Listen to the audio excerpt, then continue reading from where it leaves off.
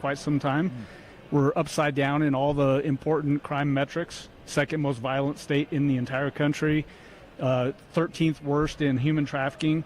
We need an attorney general that knows how to prosecute people. I've been doing that for over 20 years, and I'm ready to get going. Well, Phil Weiser would say he's been prosecuting the worst criminal of them all, Donald Trump. Look how many lawsuits we have. I wonder how many times has he lost at the Supreme Court? Right. Maybe he's not getting it right there, even when the more progressive members are saying you're wrong on some of these bills. Michael Allen, I mean, there is a role for the attorney general to sue the president if he feels like there's something wrong. We see that coming from Republicans, but Republican AGs, but when Obama was in office, this just seems excessive. He's at, 60 now lawsuits? Yeah, you know what's interesting is that when we had Biden in office, the border was not closed. Fentanyl was flooding across our border into Colorado, and we've had thousands of fentanyl overdose deaths. Phil Weiser didn't sue the Biden administration to get him to close the border. Interesting, right? Yeah. Wow. So that'll be a key issue. Give me a sense of the room here. Are you excited? We're very excited. Yeah, the energy's good. Who's going to nominate you? Can you say yet? We got a couple people. Maybe a sheriff. Maybe a sheriff. Maybe a DA might be up there with me. Okay. Yeah. That's awesome. So the way it works is somebody's going to come give a nominating speech, and that typically becomes a stamp of approval. So you want a big name up there that's going to go, this is my guy, and I'm looking at the live stream. It's so funny. My hat looks huge when I turn it sideways. Yeah, that hat is ridiculous, man. And it's MAGA. I see it. I love it, yeah. Some giant MAGA red cowboy hat. So you're saying maybe a sheriff, maybe a DA. So law and order is going to be what you're running on. That's big time law and order thing, yeah. Serving the people of Colorado also. Common sense. We need more of that. We haven't had any in state government for a while. So, yeah, it's going to be fun. Great. Well, thank you for swinging by. Give folks your website if they want to learn more about Michael Allen. Yeah, michaelallen4colorado.com. And is that 4 with a number or FOR? It's the spelled out 4, not the number 4. FOR. michaelallen4colorado.com. We'll be watching today. He needs to get at least 30%. Did I ask you what your number is going to be? I've been asking everybody all week to predict their numbers. What are you walking out? What's your gut tell you, Michael Allen? You're walking out tonight. I'll make a bold prediction. We're going to guaranteed to get over 30%. Bill really liked man. I like that. That's a smart man. That is a very smart man. He's going to go 80. All right, Mike, because I don't know who else is out there, and I'm not sure there could be anybody as good as you. So I'm going 80. I think you walk out of this room with 80%. Let's take it to the bank. Let's take it. Go get them. Thanks, buddy. Thanks, hey, thank you. It's good to see you. Yep. That's what makes Michael a very good prosecutor. He knows exactly where the line is, and he's like, I know I can get to there. Anything beyond that's going to be gravy if we get everybody else. He knows exactly what to charge. He knows exactly where it should be. That's it. That's why he makes it exactly great. Right. Thanks, Bill. Yeah, you're the best, Michael. Thank you. So much fun. We're going to have lots of candidates swinging by. Yeah. It's going to be a busy, full day. John Brooks is over here. He's going to be joining us right after this break. You've heard him a lot. He's one of Pete's favorites, man. Yeah. It's interesting to see everybody kind of mill about, and you can see them pressing the flesh. The crowd is just starting to get in, so people are picking their seats. Now, as always, just like when you see the national nomination, everybody is divided into their kind of groups and their counties. Their counties. So we got El Paso, there's Garfield, Teller, everybody's around here. Denver, Arapahoe is up there. So it's kind of neat to see, as this fills in, you'll get to see where a majority of the support is coming from throughout the state.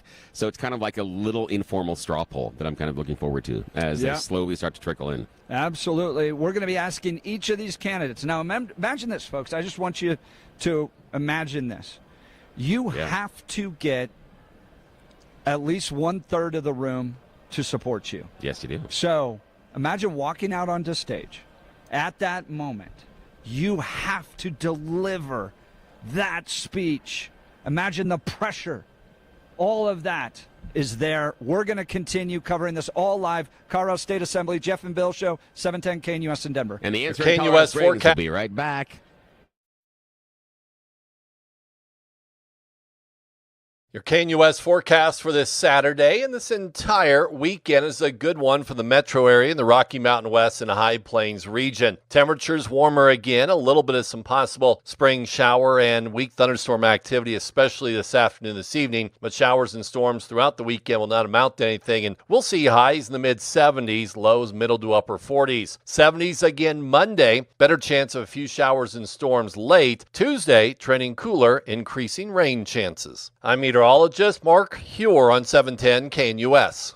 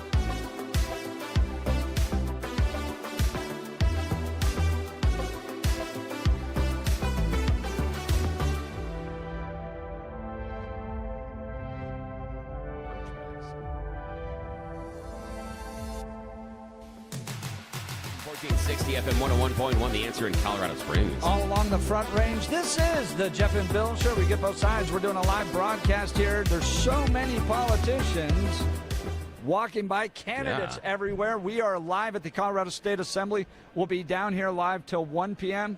on 710 KNUS and 1440, The Answer in Colorado Springs. Room starting to fill in. People need to be credentialed. That takes a long time. Do you have your credentials? I don't.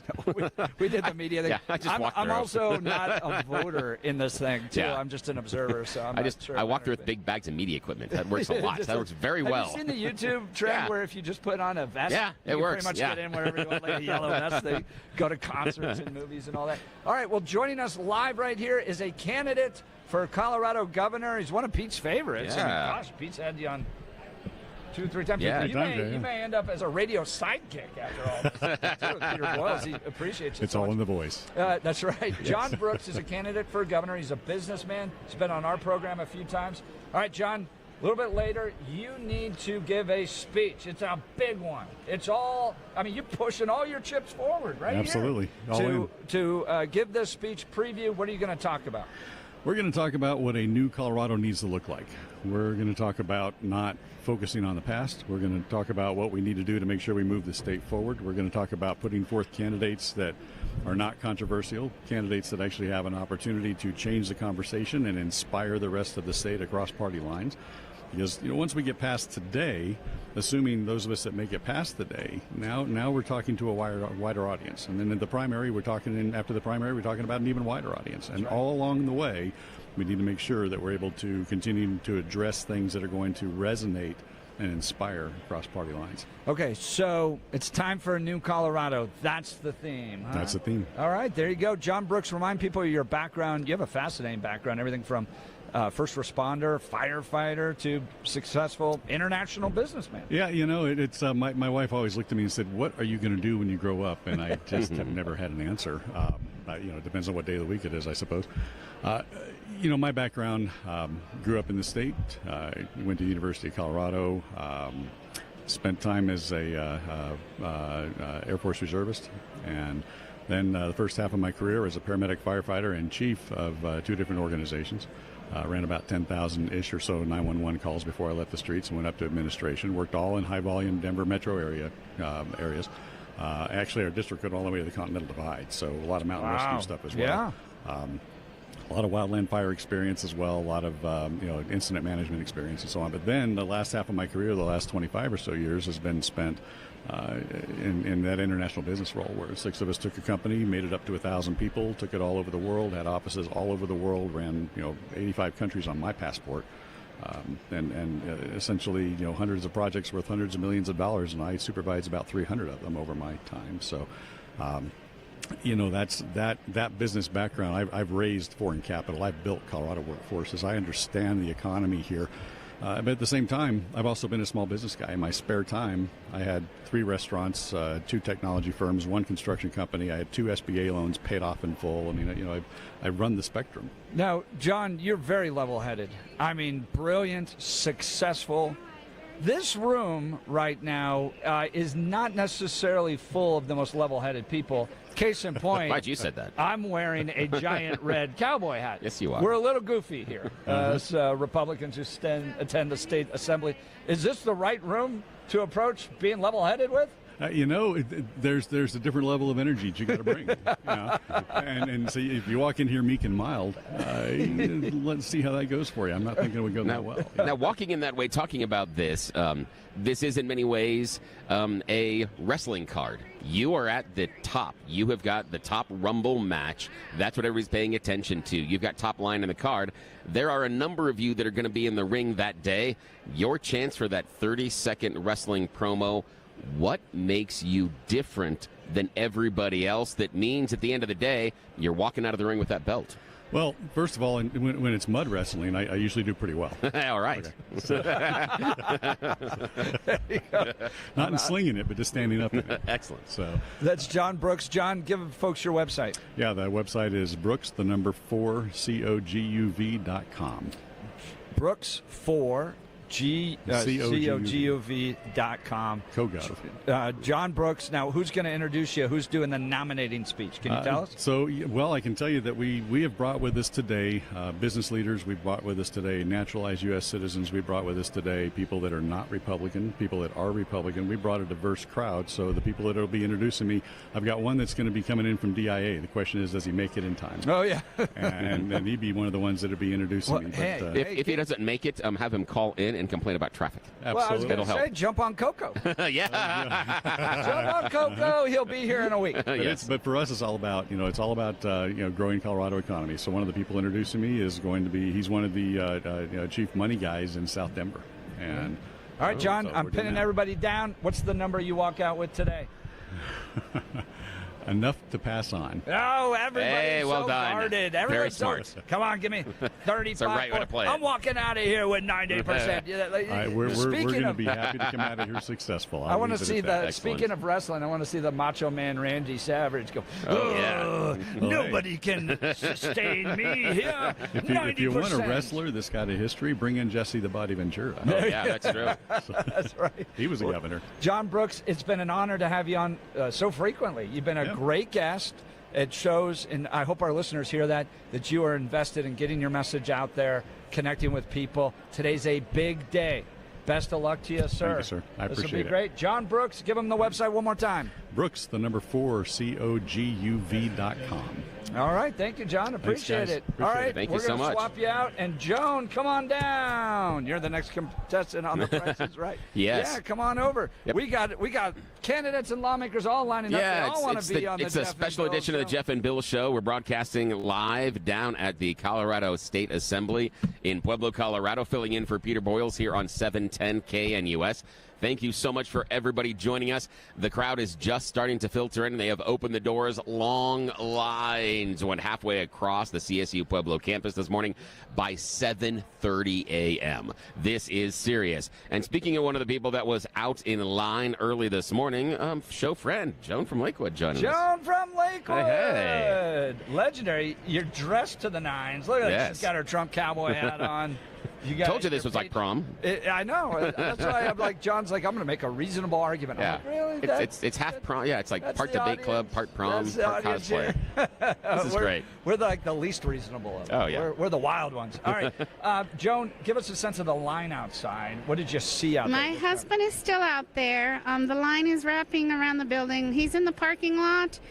He's moved 60 feet in the last hour and a half. Ooh. What do you attribute that to? What's the problem out there? Do you know? Yeah, I do know, but I'm not going to say. Well, I mean, are they having a hard time credentialing people? Is it just doesn't seem that organized? What's going on? The ballots weren't delivered until this morning. But why would they need the ballots to let people in? Do you know? I don't. They give you your ballots when you get your badge. Oh, that's right. It's hand ballots. Oh, that's right. They weren't delivered to this morning. Oh, geez.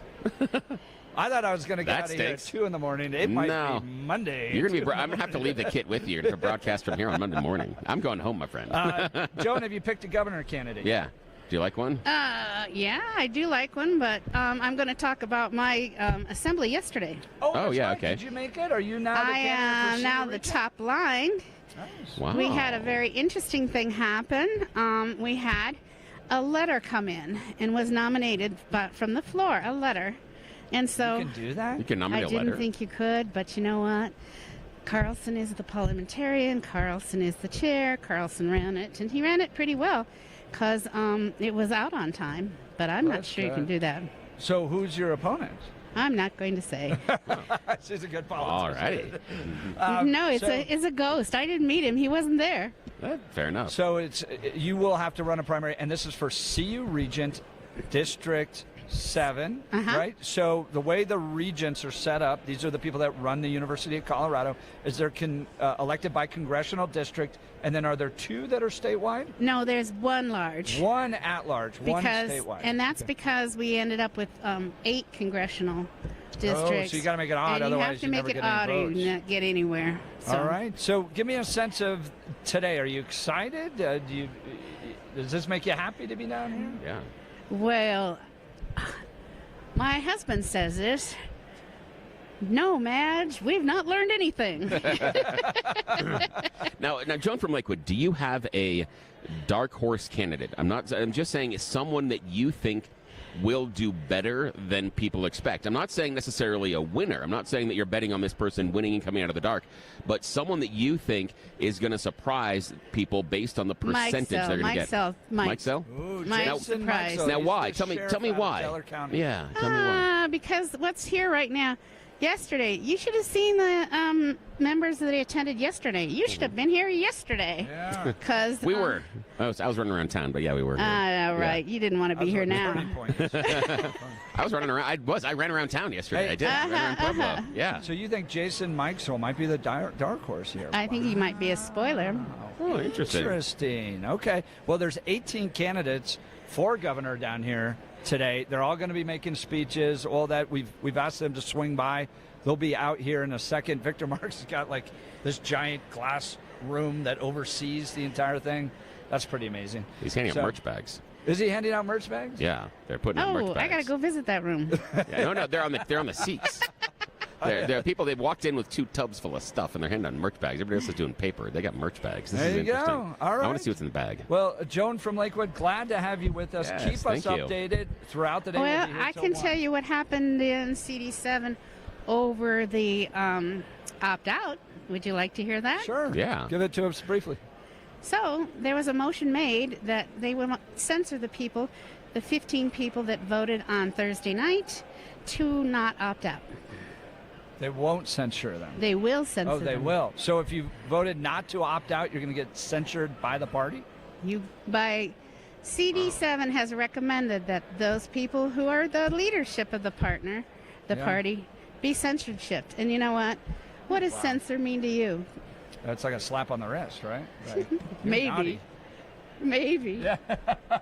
Joan, Lakewood, I sure appreciate it. Thank you so much. We got more candidates coming on by and visiting with us. We are down here in Pueblo. Bill, tell them more. Yeah, we're down here at the State Party Assembly, and it is here live at CSU Pueblo. We are at Masai Arena. Everybody is starting to filter in. We are filling in for Peter Boyles, 710 KNUS. You heard Peter fill in for us yesterday. We are back on Monday, but we are down here broadcasting live from Masai Arena. Another candidate here. Excellent. We'll get to the phones. That's fine. Let's do another candidate. Hi, introduce yourself. Yes. Hey, I'm Danielle Lamb, I'm running for Senate District 27 in Southeast Aurora Centennial, Arapahoe County, against Tom Sullivan. Tom Sullivan. Yes. A lot of people know Tom Sullivan, especially if you care about your Second Amendment rights. You've watched him just throw that out the window, right? So, Exactly, yeah. 17 bills, I think, in 5 years from him? 17 bills, 5 years. Now, you would think with all of that gun restrictions, Colorado would be so much safer. So much safer, but we're not. It's not. So give folks your background real quick. We've got about 3 minutes. Go ahead. So I am a small business owner, and I run a lot of foundations. So I have a foundation for the Aurora firefighters, and I also run the Spinabiff Association of Colorado. Wow. And sit on some education literacy foundation boards. So literacy is important to me as far as getting books in the hands of children and education. So you have all these other things that you're doing. Why would you mess it up with politics? Why make the choice? It's kind of the direction I've been going in. This has been in the works for several years, and this decision to run for Senate started a couple years ago. So started with the decision to actually sell my business and jump into politics full time as a candidate. So I've been campaigning since September, and I'm all in. I'm ready to win and get Sullivan out of office. Now, what do you think are going to be the number 1 or 2 issues that you really want to accomplish if you can get into the legislature? What do you think you want to attack?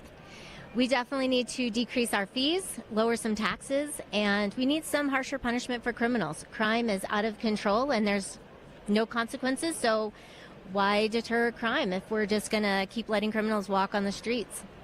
Good. I'm glad you're taking this all on. Give folks your website. My website is Danielle for SD27.com.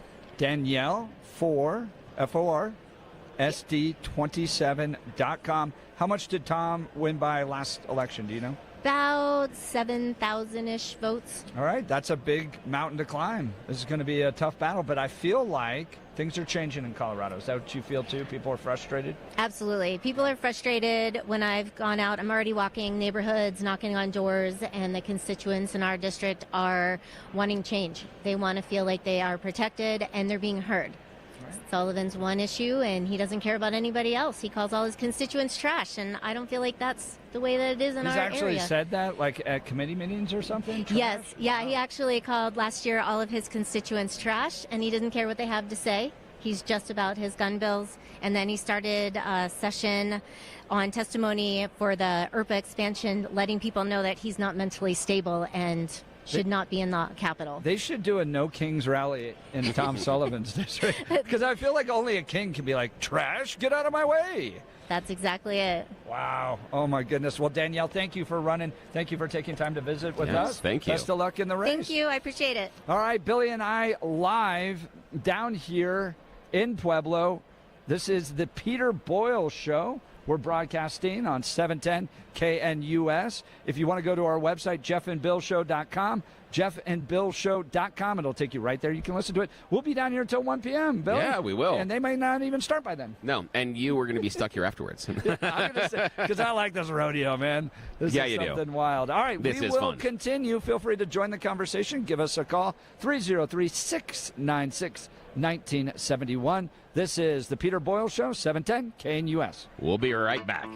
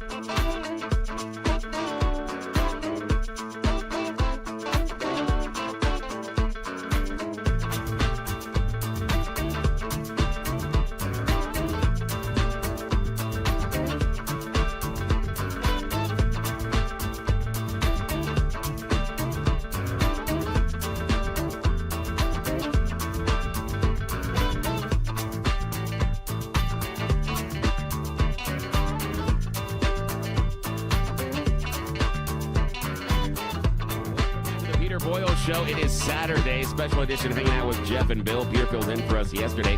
We are down live in Colorado Springs on the campus of CSU Pueblo. It is the Colorado GOP State Assembly today. Kind of a combination of prom, a little bit of cosplay, and also a debate club. So this is kind of interesting. And some wrestling, right? Yes, it is. Yeah, this is fun. Victor Mark's going to go up there and he's going to act like macho man Randy Savage. Nobody can hold a candle to me. All right, speaking of Victor Marks, we got his campaign manager just came by working out there. Everyone's working hard. Trent Langhofer live with us. Good morning, Trent. Good morning, gentlemen. What an honor to get to fellowship with you a little bit. I'm out here sweating today, trying to distribute survival kits and make sure people are doing well. Is that what those are? Those you're passing those out are survival kits? That's right. As a campaign, we decided to put some packages together just so delegates could feel comfortable and stay in the room and make sure their vote gets cast. We got about 2,000 of those kits we're going to pass out today. Fantastic. All right, so what's Trent, inside the kits? That's what's inside? Got a couple of brochures, policy related. We want to inform people who Victor is, what he stands for. We got some chapstick. We got some hand wipes. We got a fan for people. Just some stuff that will keep them preoccupied and as comfortable as we feel like we can, I guess. Right. You know, the seats aren't terrible. I've been in some worse auditoriums. But now, last night, let's talk about last night. Yes, sir. A lot of different campaigns did events and invited people to little receptions and stuff. Hey, look, it's the state assembly. People travel. They get hotel rooms. Hey, let's all have dinner together. No doubt. All right.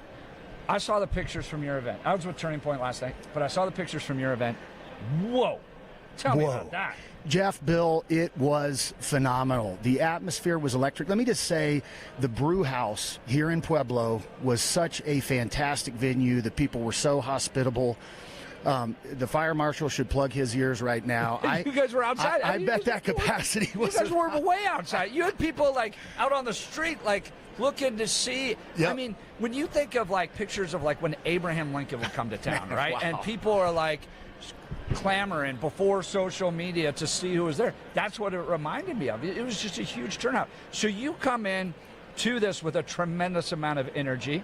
I'm going to give you an opportunity to respond. We had Barb Kirkmeyer on the program. She said, Victor's not going to make the ballot here. Your response to her?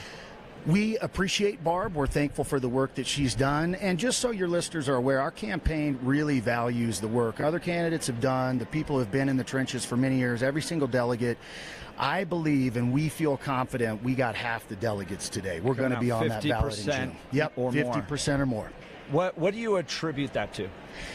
Jeff and Bill, it feels like Victor has tapped into a segment of the population in our state that has felt overlooked, undervalued, and underappreciated, not for a month, not for a year, decades long. And he has stirred something in our state that we've been describing as a movement, and I don't know how else you could describe it. Literally thousands and thousands of people, tens of thousands, at our events, engaging online, volunteering for the campaign, hosting fundraisers. And so we really believe that the attention and momentum Victor has inspired in our state is what will help him win. Now, speaking of new people to politics, by the way, we're talking to Trent Langhofer with Victor Marks' campaign. You're his campaign manager. Yep. And you are new to politics. Brand new.